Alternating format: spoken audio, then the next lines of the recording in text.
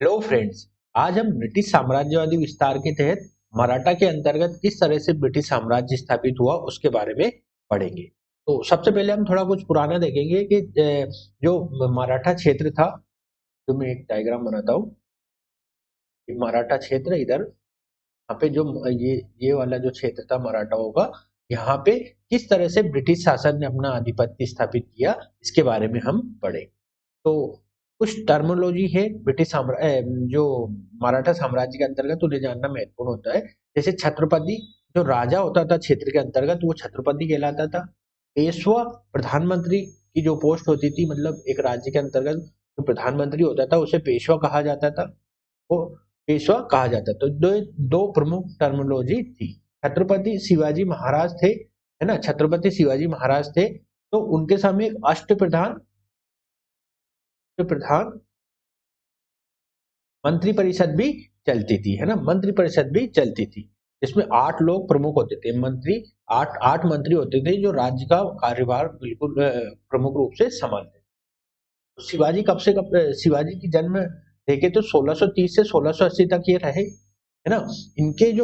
इनके शिवाजी जो थे मुगल साम्राज्य के अंतर्गत व्यापक स्तर पर थे। लेकिन हम कब क्या पढ़ रहे हैं, ब्रिटिश साम्राज्यवादी विस्तार देख रहे हैं, तो हम जो शिवाजी के बाद वाली घटना है उनके बारे में जानेंगे। जब मैं आपको मध्यकालीन भारत पढ़ाऊंगा तब शिवाजी को डिटेल में शिवाजी महाराज के बारे में डिटेल में बताऊंगा, ठीक है। अभी हम देखेंगे ब्रिटिश साम्राज्यवादी विस्तार के अंतर्गत किस तरह मराठा साम्राज्य को अंग्रेजों ने अपने अपने अपने मतलब अपने विस्तार के तहत लिया, ठीक है। तो अब शिवाजी की मृत्यु के बाद इनके जो बड़े पुत्र थे संभाजी, इनका शासन था 1680 से लेके 1689 तक, ठीक है। संभाजी अ, संभाजी संभाजी को किसने मार दिया? औरंगजेब ने मारा, तथा इनके पुत्र साहू को, है ना, साहू को जेल में रखा। कहाँ पे रखा? जेल में रखा। शिवाजी के छोटे पुत्र राजा राम जी थे।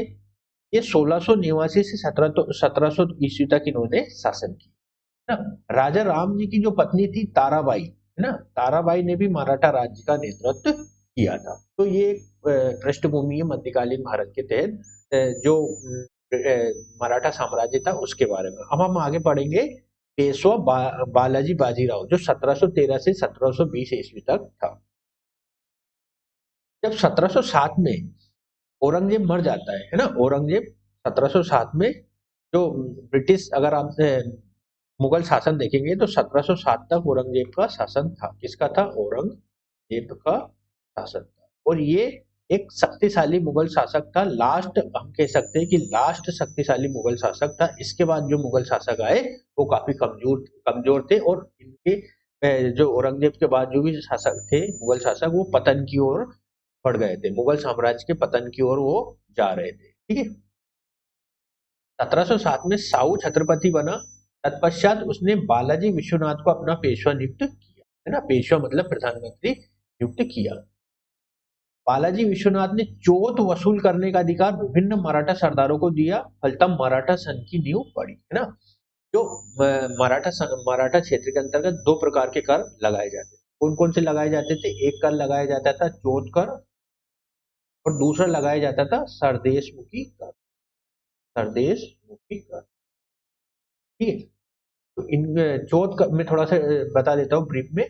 जो चौथ कर होता था, वो जो पास वाला जो राज्य होता था, उससे जो भी राजस्व होता था उसका, वो 1/4 उसका राजस्व लिया जाता, है ना। सरदेशमुखी कर जो राजस्व होता था उसका 1/10वां हिस्सा लिया जाता है ना, सरदेशमुखी कर। इनको जब मैं आपको पेशवा ये छत्रपति शिवाजी महाराज के बारे में बताऊंगा मध्यकालीन भारत के समय, तो इनकी पूरी अष्टप्रधान जो मंत्री परिषद थी उसके बारे में भी बताऊंगा। चौथ कर, स्वदेशमुखी कर, ये सब चीजें वहां बताई जाएगी, ठीक है। अभी हम ब्रिटिश साम्राज्यवादी विस्तार के अंतर्गत चीजें देख रहे हैं। बालाजी विश्वनाथ ने 1719 में मुगल अधिकारी सैयद बंधु से संधि कर विशेष अधिकार प्राप्त कर लिए। इस संधि को इतिहासकार रिचर्ड टेम्पल ने मराठा को मैग्ना कार्टा कहा, है ना, मराठों का मैग्ना कार्टा इसको कहा। जब सैयद बंधु से संधि कर लेते बालाजी विश्वनाथ और कुछ विशेष अधिकार प्राप्त कर लेते, तो इसे मराठा का मैग्ना कार्टा कहा जाता है ना। इस संधि को इतिहासकार रिचर्ड टेम्पल कहते हैं, ये मराठाओं का मैग्ना कार्टा। इस संधि के तहत मराठा के स्वराज्य क्षेत्रों पर मुगलों ने मान्यता दी और दक्षिण के राज्यों से जोत वसूल करने का अधिकार दिया। दक्षिण के राज्यों से कर वसूल करने का, जो जोत कर होता था वो वसूल करने का अधिकार, आवश्यकता पड़ने पर मराठे मुगलों की सैन्य सहायता भी करेंगे। साथ ही 10 लाख रुपए मुगलों को भी देंगे। 10 लाख रुपए मुगलों के देने की भी बात हुई। इस समझौते के तहत जब सैयद बंधुओं ने मराठों से सहायता मांगी तो पेशवा बालाजी विश्वनाथ और सेनापति खांडेराव दभादे के नेतृत्व में मराठा सेना दिल्ली पहुंची, है ना। जब ये सम्मेलन काटा हुआ था, के बाद जब सैयद बंधुओं ने मराठों से सहायता मांगी तो पेशवा बालाजी विश्वनाथ और सेनापति जो तात्कालिक स्तर पर मराठाओं के सेनापति थे खांडेराव दभादे के नेतृत्व में मराठा सेना दिल्ली पहुंची, है ना। दक्षिण से दिल्ली पहुंची और वहां जो मुगल शासक था फर्रुख शियार, है ना, मुगल बादशाह फर्रुख शियार को मारकर रफी उदरजात को नया बादशाह बनाया जाता है। रफी उदरजात को नया बादशाह बनाया जाता है, ठीक है। इसके बाद फिर बालाजी इसके ये कौन थे? बालाजी विश्वनाथ थे, है ना। फिर बालाजी बाजीराव आएंगे, है ना। बालाजी बाजीराव आएंगे, है ना। जो आपने बाजीराव मस्तानी मूवी देखी होंगी ये वही है। इनके बारे में हम डिटेल में अच्छे से पढ़ेंगे अगले वाले वीडियो में। और जो अम, मराठाओं के अंतर्गत जो पेशवा थे इनके पूरा हम एक क्रम से पढ़ेंगे, तो आपको चीजें आसानी से समझ में आ जाएगी और किस तरह से ब्रिटिश साम्राज्य ने मराठाओं को जो ब्रिटिश साम्राज्य ने मराठा साम्राज्य को अपने अंदर मिला लिया और क्या घटनाक्रम का उसके बारे में पूरा पढ़े। तब तक के लिए